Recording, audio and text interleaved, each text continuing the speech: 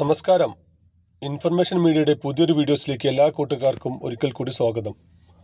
ആധാർ കാർഡുമായി ബന്ധപ്പെട്ട് വളരെ ശ്രദ്ധിക്കേണ്ട കാര്യങ്ങളെക്കുറിച്ചാണ് നോക്കാൻ പോകുന്നത്. നമുക്കറിയാം, നമ്മുടെ ആധികാരിക രേഖ തന്നെയാണ് ആധാർ കാർഡ്. അതിൽ എന്ത് കാര്യങ്ങൾ ചെയ്താൽ നമ്മൾ പിന്നീട് നമുക്ക് അതിന് വിനയായി വരാറുണ്ട്. അതിനെക്കുറിച്ചെല്ലാം നോക്കാം. അതിനു മുമ്പായി ഇൻഫർമേഷൻ മീഡിയയുടെ വീഡിയോസ് നിങ്ങൾ ആദ്യമായിട്ടാണ് കാണുന്നതെങ്കിൽ ചാനൽ സബ്സ്ക്രൈബ് ചെയ്യാൻ മറക്കരുത്. നമ്മുടെ ചാനലിൽ ഒരു തരത്തിലുള്ള മത രാഷ്ട്രീയ കാര്യങ്ങളും വരുന്നതല്ല. ഗവൺമെൻറ് ലഭിക്കുന്ന സേവനങ്ങൾ, ആനുകൂല്യങ്ങൾ, അറിയിപ്പുകൾ എന്നിവയെക്കുറിച്ച് മാത്രമായിരിക്കും വീഡിയോസ് വരുന്നത്. ശ്രദ്ധിക്കുക, ഗവൺമെൻറ് സേവനങ്ങളിൽ എപ്പോൾ വേണമെങ്കിലും പുതിയ മാറ്റങ്ങൾ വരാം. ഏറ്റവും പുതിയ അറിയിപ്പുകൾ ലഭിക്കാൻ ചാനൽ സബ്സ്ക്രൈബ് ചെയ്ത് മറ്റു കൂട്ടുകാരിലേക്ക് ഷെയർ ചെയ്ത് കൊടുക്കുക.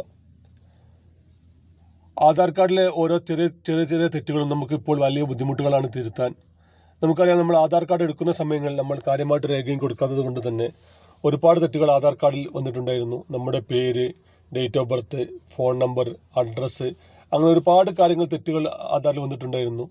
പിന്നീട് അത് തിരുത്താനും ബുദ്ധിമുട്ടുണ്ടായിരുന്നില്ല. കുറച്ചു കാലം മുമ്പ് വരെ തിരുത്താനും ചില ബുദ്ധിമുട്ടൊന്നും ഉണ്ടായിരുന്നില്ല. പിന്നീട് ഇപ്പോൾ ആധാർ കാർഡിലെ ചെറിയ തെറ്റുകൾ പോലും തിരുത്താൻ വളരെ ബുദ്ധിമുട്ടാണ്. ദിവസവും അക്ഷയ കേന്ദ്രങ്ങൾ കയറി ഇറങ്ങുകയാണ് പലരും. അതുകൊണ്ട് തന്നെ ആധാർ കാർഡിൽ പുതിയ ആധാർ കാർഡ് എടുക്കുന്ന ആളുകൾ, അതല്ലെങ്കിൽ ആധാർ കാർഡ് തെറ്റ് തിരുത്തുന്ന ആളുകൾ, ഇവരെല്ലാം പ്രത്യേകം ശ്രദ്ധിക്കുക. ജീവിതത്തിൽ ഒരു പ്രാവശ്യം തെറ്റ് തിരുത്തി കഴിഞ്ഞാൽ പിന്നീട് തിരുത്താൻ വളരെ ബുദ്ധിമുട്ടാണ്.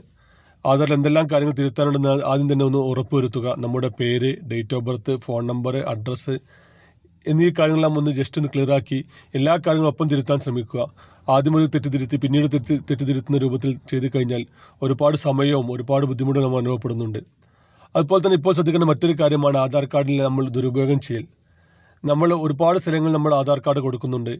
ഒരു അക്ഷയ കേന്ദ്രങ്ങളിൽ ചെന്ന് കഴിഞ്ഞാൽ, അല്ലെങ്കിൽ സിം എടുക്കുന്ന സ്ഥലങ്ങളിൽ ചെന്ന് കഴിഞ്ഞാൽ, അതല്ലെങ്കിൽ നമ്മൾ റൂം എടുക്കുന്ന കാര്യങ്ങൾക്ക്, ഹോട്ടലിൽ ബുക്ക് ചെയ്യുന്ന കാര്യങ്ങൾക്ക്, അങ്ങനെ ഒരുപാട് കാര്യങ്ങൾക്ക് നമ്മുടെ ആധാർ നമ്പറും ആധാർ കാർഡും നമ്മൾ കൊടുക്കുന്നുണ്ട്.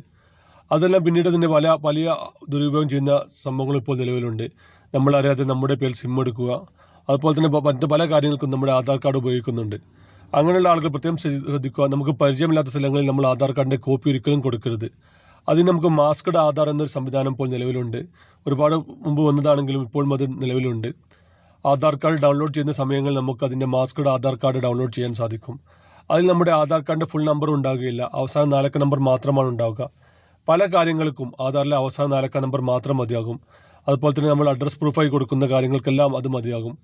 അതുകൊണ്ട് തന്നെ ആധാർ കാർഡിൻ്റെ മാസ്ക്ഡ് കോപ്പി ആധാർ കാർഡ് നമ്മൾ കൈവശം വെക്കുക. നമ്മൾ യാത്ര ചെയ്യുന്ന സമയങ്ങളിലും അതുപോലെ തന്നെ മറ്റു കാര്യങ്ങൾക്കെല്ലാം നമ്മൾ ആധാറിൻ്റെ കോപ്പി ഒരിക്കലും അവിടെ കൊടുക്കരുത്. മാസ്ക്ഡ് ആധാർ കാർഡ് തന്നെ കൊടുക്കാൻ ശ്രമിക്കുക. അങ്ങനെയെങ്കിൽ ഒരു പരിധിവരെ നമുക്ക് ആധാർ കാർഡ് ദുരുപയോഗം ചെയ്യുന്നത് നമുക്ക് കുറക്കാൻ സാധിക്കും. വീഡിയോ ഇഷ്ടപ്പെട്ടെന്ന് കരുതുന്നു.